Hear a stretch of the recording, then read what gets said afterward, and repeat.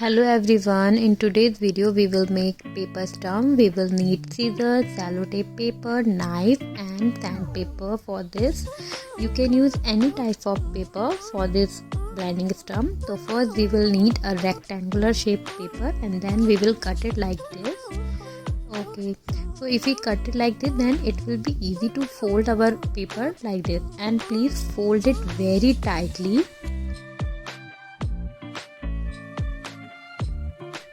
Roll the paper tightly and make a tube. Now secure your tube using sellotape.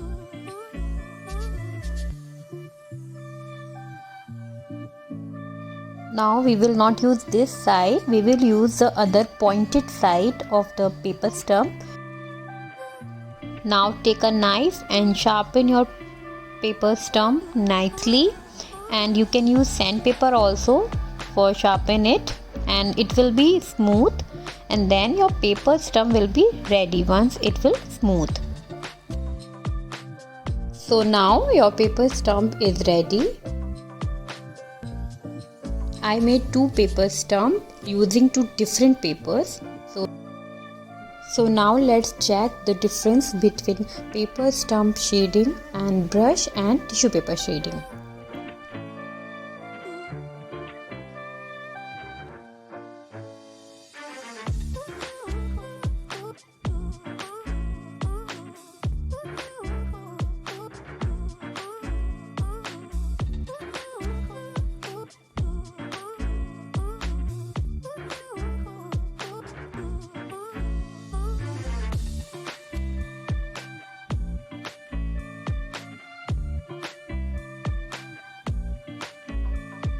Using paper stump you can shade very smoothly.